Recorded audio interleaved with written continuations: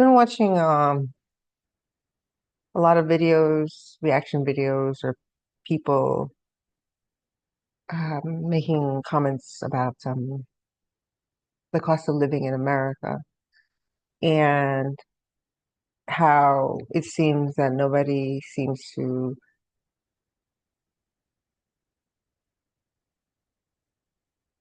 talk about it. Um, I can share some things and take it from there, but I don't think it's getting any easier because I remember renting my first garden apartment. It was a studio apartment for $550. And I think back then I made close to 30,000 a year. And I was able to pay rent, um, pay car insurance, food, transportation.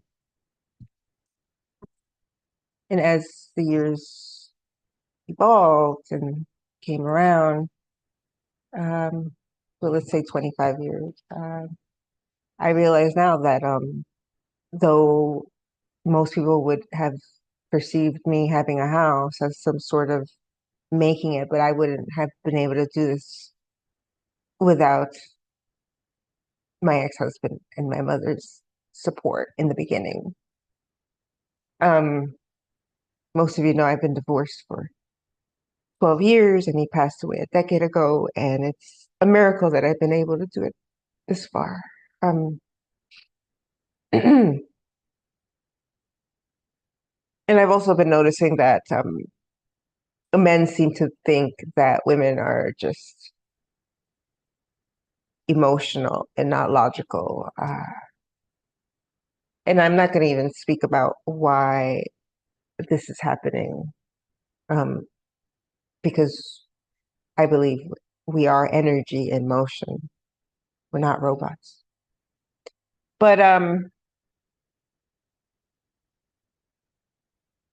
remember in 2005, it was the first time I had a feeling like, oh, I'm gonna get laid off. I was coming back from my honeymoon, and I was on the train with my new husband, and got this feeling like I think I'm getting let go today. And he said to me, just take the package. The first round of people get the best package, and there are a lot of things I miss about him. He never questioned my intuition. He never told me, "Oh, you're being paranoid."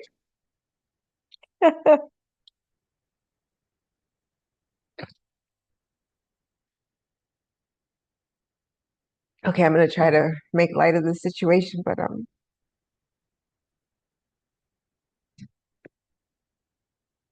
it's very strange. I had another dream about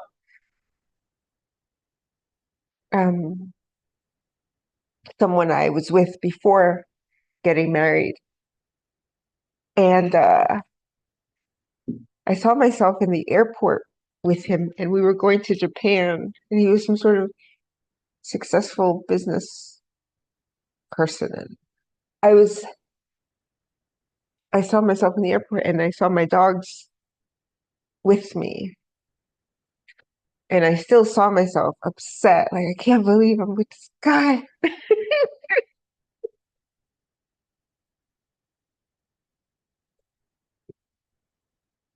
Oh, I remember the moment that I knew I didn't like him as a person.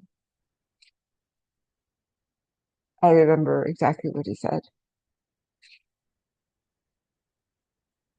That's why I get upset when I dream about him or with him, or maybe I'm just supposed to learn something here.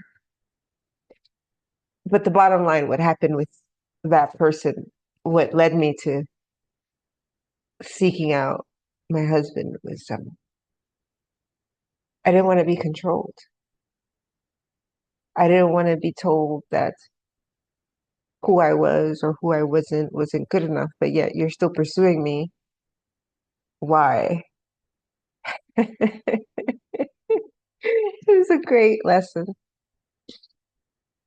It was really a great lesson of sincere.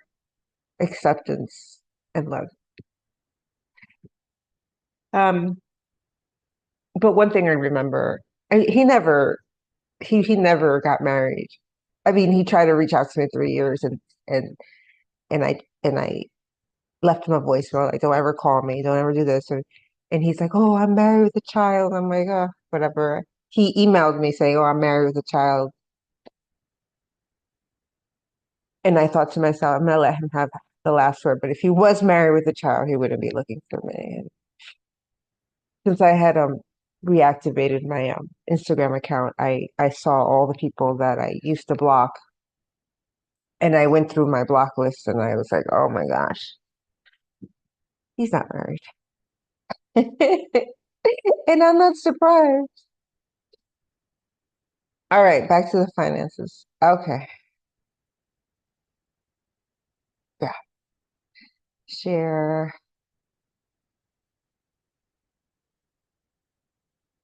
sound. Okay.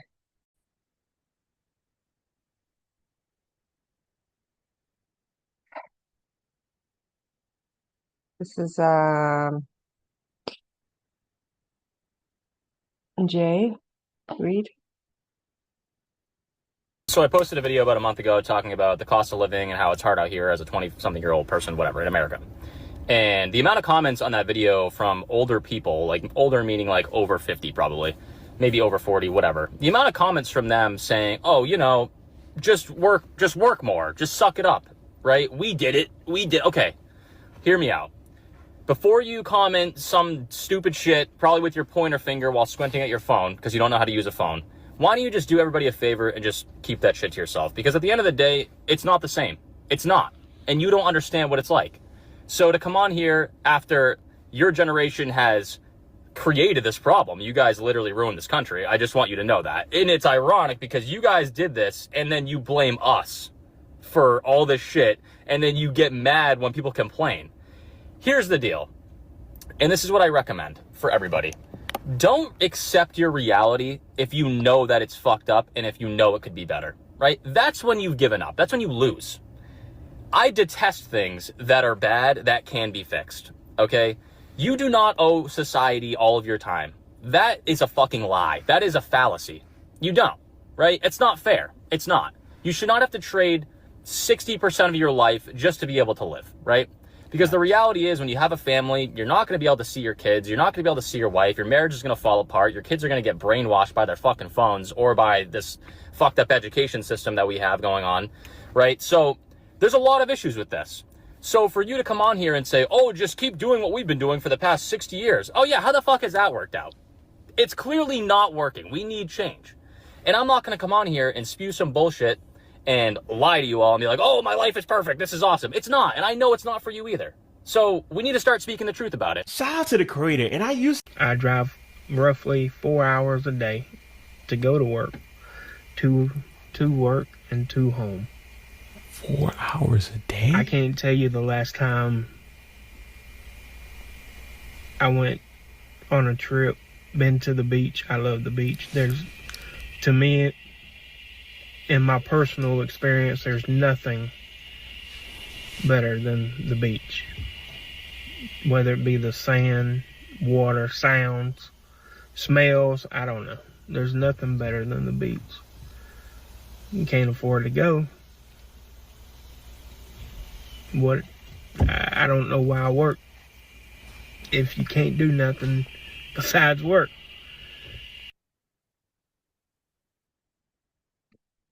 So it just feels like it's too extreme. It's either someone like me can't find work and then people overworking.